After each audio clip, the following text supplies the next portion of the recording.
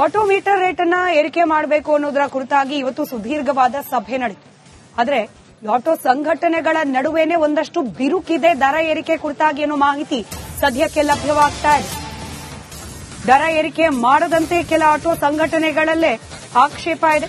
ಇವತ್ತಿನ ಸಭೆಯಲ್ಲಿ ಬೇಡಿಕೆಯನ್ನ ಮುಂದಿಟ್ಟಿದ್ದು ಕೆಲ ಆಟೋ ಸಂಘಟನೆಗಳಂತೆ 40 ಆಟೋ ಸಂಘಟನೆಗಳ ಪೈಕಿ 16 ಸಂಘಟನೆಗಳಿಗೆ ಸಭೆಗೆ ಆಹ್ವಾನವೇ ಬಂದಿಲ್ಲ ಅನ್ನೋ ಮಾಹಿತಿ ಇದೆ. ಹೀಗಾಗಿ ಇನ್ನುಳಿದ ಸಂಘಟನೆಗಳಿಂದ ದರ ಏರಿಕೆಗೆ ವಿರೋಧ ವ್ಯಕ್ತವಾಗ್ತಾ ಇದೆ.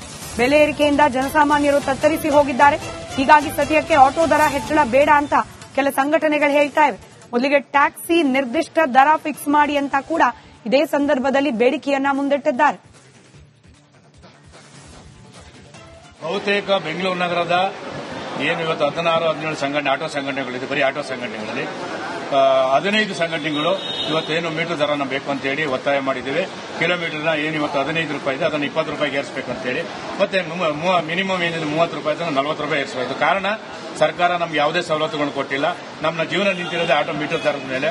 ಹಾಗಾಗಿ ಸರ್ಕಾರದ ಒಂದು ವಸತಿ ವಿಚಾರ ಇರ್ಬೋದು, ವಿದ್ಯಾಭ್ಯಾಸ ಇರ್ಬೋದು, ಆರ್ಥಿಕ ಸಹಾಯ ಇರ್ಬೋದು, ಯಾವುದೇ ಸರ್ಕಾರದಿಂದ ಯಾವುದು ಸಿಗ್ತಾ ಇಲ್ಲ. ನಮಗೆ ಮೀಟರ್ ಆಧಾರದ ಮೇಲೆ ನಮ್ಮ ಜೀವನ ನಿಂತಿರೋದ್ರಿಂದ ಬಳಕೆಯ ವಸ್ತುಗಳು ಪ್ರತಿಯೊಂದು ಕೂಡ ದರ ಏರ್ತಾನೆ ಇದೆ. ಹೋಟ್ಲು ರೆಸ್ಟೋರೆಂಟ್ ದರ ಅವರೇ ಹೆಚ್ಚಳ ಮಾಡ್ಕೋತಾರೆ. ಹಾಲಿನ ದರ ಆಗಿದೆ, ಮೆಟ್ರೋ ಬಸ್ ಎಲ್ಲ ಆಗಿದೆ. ಹಾಗೇನೆ ಆಟೋದು ಆಗಬೇಕು. ಯಾಕಂದ್ರೆ ಗ್ಯಾಸ್ ದರಗಳು, ಆಟೋ ರಿಕ್ಷಾ ದರಗಳು, ಟ್ಯಾಕ್ಸ್ಗಳು ಪ್ರತಿಯೊಂದು ಹೆಚ್ಚಳ ಆಗ್ತಾನೆ ಇದೆ. ಹಾಗಾಗಿ ಇದು ಕೂಡ ಆಗಲೇಬೇಕು ಅಂತ ನಾವು ಒತ್ತಾಯ ಮಾಡಿದ್ರೆ, ಅದ್ರ ಜೊತೆಗೆ ಇವತ್ತಿಲ್ಲೇನ್ ಪ್ರಾಧಿಕಾರ ನೀವು ಕರೆದು ದರಾನ ಹೆಚ್ಚಿಗೆ ಮಾಡ್ತಾ ಇದ್ದೀರಿ, ಇದನ್ನ ಅಪ್ಡೇಟ್ ಇರಬೇಕು. ನಿಮ್ಗೆ ಮೀಟರ್ ಹಾಕೊಂಡೇ ಆಟೋ ಓಡಿಸಬೇಕು. ಅಗ್ರಿಗೇಟರ್ ಎಲ್ಲೋ ಕೂತ್ಕೊಂಡು ಅವನಿಗೆ ಬೇಕಾಗಿರೋ ದರಗಳು ಹಾಕೊಂಡ್ರೆ ಈ ಒಂದು ಪ್ರಾಧಿಕಾರಕ್ಕೆ ಬೆಲೆ ಏನು? ಇಲ್ಲಿ ಕುಂತಿದಂತ ಮೆಟ್ರಾಲಜಿಗೆ ಏನ್ ಬೆಲೆ ಇದೆ, ಟ್ರಾಫಿಕ್ಗೆ ಏನ್ ಬೆಲೆ ಇದೆ, ಸಾರಿಗೆ ಇಲಾಖೆಗೆ ಏನಿದೆ ಬೆಲೆ? ಅದನ್ನ ನಾವು ಪ್ರಶ್ನೆ ಮಾಡಿದ್ದೇವೆ. ಕ್ರಮ ಜರುಗಿಸಬೇಕು, ಎನ್ಫೋರ್ಸ್ಮೆಂಟ್ ತರಬೇಕು. ಮೀಟರ್ ಬಗ್ಗೆ ಏನು ಪ್ರಾಧಿಕಾರ ಮತ್ತೆ ಸರ್ಕಾರದ ಅಡಿನಲ್ಲಿ ಇಷ್ಟೆಲ್ಲ ನೀವು ಮುತುವರ್ಜಿ ತಗೊಂಡು ದರ ಏರಿಕೆಗೆ ಇಷ್ಟೊಂದು ಸರ್ಕಸ್. ಆದ್ರೆ ದರ ಏರಿಕೆಗೆ ಸರ್ಕಾರ ಇಷ್ಟೊಂದು ಸರ್ಕಸ್ ಮಾಡಬೇಕಾದ್ರೆ ಯಾರೋ ಒಬ್ಬ ಪ್ರೈವೇಟ್ ಕಂಪ್ನಿ ಎಲ್ಲೋ ಕೂತ್ಕೊಂಡು ದರ ಏರಿಸ್ಕೊತಾನೆ, ಕಡಿಮೆ ಮಾಡ್ಕೋತಾನೆ. ಇದನ್ನ ಯಾವ ರೀತಿ ಬಿಟ್ಕೊಡ್ತಾ ಇದೀರಿ ಅಂತಾನೂ ಕೂಡ ಪ್ರಶ್ನೆ ಮಾಡಿದೀವಿ. ಇದ್ರ ಬಗ್ಗೆ ಕ್ರಮ ಜರುಗಿಸಬೇಕು. ಮೆಟ್ರಾಲಜಿ ಡಿಪಾರ್ಟ್ಮೆಂಟ್ ಯಾರು ಮೀಟರ್ ಹಾಕಲ್ಲ, ಮೀಟರ್ ಹಾಕದೆ ಓಡಿಸ್ತಾ ಇದೆ. ಆಟೋ ಮೀಟರ್ ರೇಟ್ ಅನ್ನ ಏರಿಕೆ ಮಾಡಬೇಕು ಅನ್ನೋದರ ಕುರಿತಾಗಿ ಇವತ್ತು ಸುದೀರ್ಘವಾದ ಸಭೆ ನಡೆಯಿತು. ಆದರೆ ಆಟೋ ಸಂಘಟನೆಗಳ ನಡುವೆನೇ ಒಂದಷ್ಟು ಬಿರುಕಿದೆ ದರ ಏರಿಕೆ ಕುರಿತಾಗಿ ಅನ್ನೋ ಮಾಹಿತಿ ಸದ್ಯಕ್ಕೆ ಲಭ್ಯವಾಗ್ತಾ ಇದೆ. ದರ ಏರಿಕೆ ಮಾಡದಂತೆ ಕೆಲ ಆಟೋ ಸಂಘಟನೆಗಳಲ್ಲೇ ಆಕ್ಷೇಪ ಇದೆ. ಇವತ್ತಿನ ಸಭೆಯಲ್ಲಿ ಬೇಡಿಕೆಯನ್ನ ಮುಂದಿಟ್ಟಿದ್ದು ಕೆಲ ಆಟೋ ಸಂಘಟನೆಗಳಂತೆ 40 ಆಟೋ ಸಂಘಟನೆಗಳ ಪೈಕಿ 16 ಸಂಘಟನೆಗಳಿಗೆ ಸಭೆಗೆ ಆಹ್ವಾನವೇ ಬಂದಿಲ್ಲ ಅನ್ನೋ ಮಾಹಿತಿ ಇದೆ. ಹೀಗಾಗಿ ಇನ್ನುಳಿದ ಸಂಘಟನೆಗಳಿಂದ ದರ ಏರಿಕೆಗೆ ವಿರೋಧ ವ್ಯಕ್ತವಾಗ್ತಾ ಇದೆ. ಬೆಲೆ ಏರಿಕೆಯಿಂದ ಜನಸಾಮಾನ್ಯರು ತತ್ತರಿಸಿ ಹೋಗಿದ್ದಾರೆ. ಹೀಗಾಗಿ ಸದ್ಯಕ್ಕೆ ಆಟೋ ದರ ಹೆಚ್ಚಳ ಬೇಡ ಅಂತ ಕೆಲ ಸಂಘಟನೆಗಳು ಹೇಳ್ತಾ ಇವೆ. ಮೊದಲಿಗೆ ಟ್ಯಾಕ್ಸಿ ನಿರ್ದಿಷ್ಟ ದರ ಫಿಕ್ಸ್ ಮಾಡಿ ಅಂತ ಕೂಡ ಇದೇ ಸಂದರ್ಭದಲ್ಲಿ ಬೇಡಿಕೆಯನ್ನ ಮುಂದಿಟ್ಟಿದ್ದಾರೆ. ಬಹುತೇಕ ಬೆಂಗಳೂರು ನಗರದ ಏನು ಇವತ್ತು 16-17 ಸಂಘಟನೆ ಆಟೋ ಸಂಘಟನೆಗಳಿದೆ. ಬರೀ ಆಟೋ ಸಂಘಟನೆಗಳಲ್ಲಿ 15 ಸಂಘಟನೆಗಳು ಇವತ್ತೇನು ಮೀಟರ್ ದರನ ಬೇಕು ಅಂತ ಹೇಳಿ ಒತ್ತಾಯ ಮಾಡಿದ್ದೇವೆ. ಕಿಲೋಮೀಟರ್ನ ಏನು ಇವತ್ತು 15 ರೂಪಾಯಿ ಇದೆ ಅದನ್ನು 20 ರೂಪಾಯಿಗೆ ಏರಿಸಬೇಕು ಅಂತ ಹೇಳಿ, ಮತ್ತೆ ಮಿನಿಮಮ್ ಏನಿದೆ 30 ರೂಪಾಯಿ 40 ರೂಪಾಯಿ ಏರಿಸಬೇಕು. ಕಾರಣ ಸರ್ಕಾರ ನಮ್ಗೆ ಯಾವುದೇ ಸವಲತ್ತುಗಳನ್ನು ಕೊಟ್ಟಿಲ್ಲ. ನಮ್ಮ ಜೀವನ ನಿಂತಿರೋದೇ ಆಟೋ ಮೀಟರ್ ದರದ ಮೇಲೆ. ಹಾಗಾಗಿ ಸರ್ಕಾರದ ಒಂದು ವಸತಿ ವಿಚಾರ ಇರ್ಬೋದು, ವಿದ್ಯಾಭ್ಯಾಸ ಇರ್ಬೋದು, ಆರ್ಥಿಕ ಸಹಾಯ ಇರ್ಬೋದು, ಯಾವುದೇ ಸರ್ಕಾರದಿಂದ ಯಾವುದು ಸಿಗ್ತಾ ಇಲ್ಲ. ನಮಗೆ ಮೀಟರ್ ಆಧಾರದ ಮೇಲೆ ನಮ್ಮ ಜೀವನ ನಿಂತಿರೋದ್ರಿಂದ ಬಳಕೆಯ ವಸ್ತುಗಳು ಪ್ರತಿಯೊಂದು ಕೂಡ ದರ ಏರ್ತಾನೆ ಇದೆ. ಹೋಟ್ಲು ರೆಸ್ಟೋರೆಂಟ್ ದರ ಅವರೇ ಹೆಚ್ಚಳ ಮಾಡ್ಕೋತಾರೆ. ಹಾಲಿನ ದರ ಆಗಿದೆ, ಮೆಟ್ರೋ ಬಸ್ ಎಲ್ಲ ಆಗಿದೆ. ಹಾಗೇನೆ ಆಟೋದು ಆಗಬೇಕು.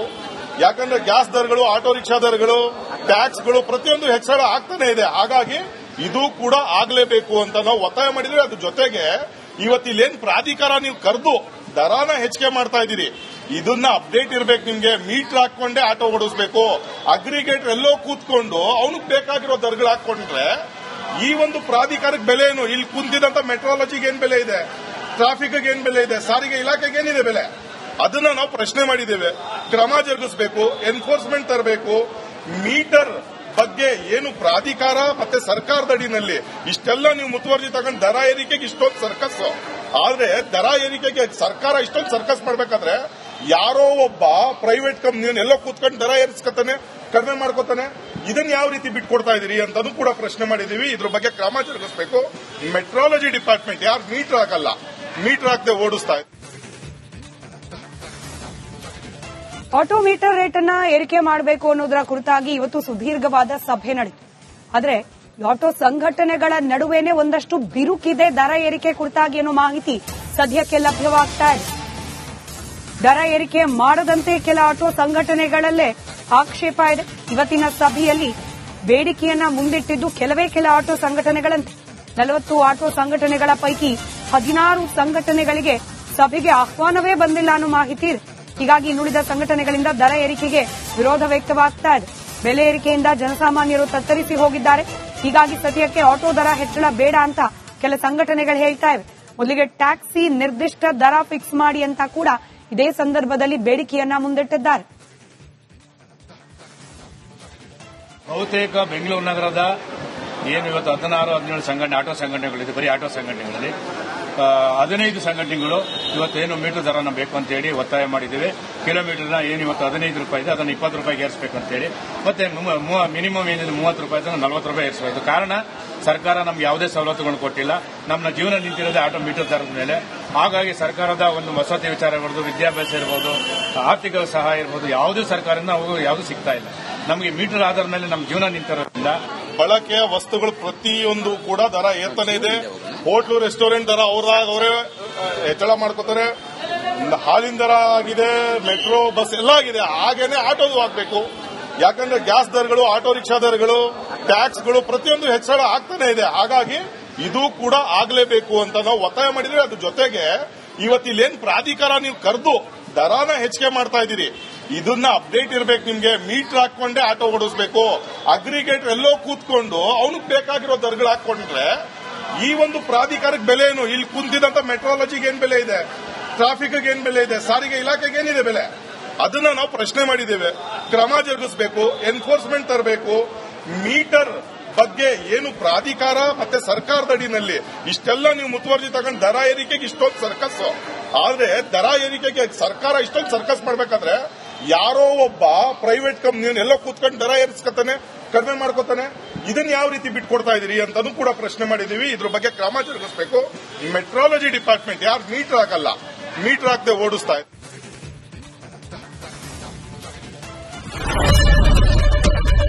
ಏನ್ ಪ್ರಾಬ್ಲಮ್ ಇಲ್ಲ ಏರಿಯಾದಲ್ಲಿ? ಏನ್ ಪ್ರಾಬ್ಲಮ್? ಏನ್ ನಿಮ್ ಪ್ರಾಬ್ಲಮ್? ಏನೆಲ್ಲ ಪ್ರಾಬ್ಲಮ್ ಆಯ್ತಿಲ್ಲ ಹೇಳಿ.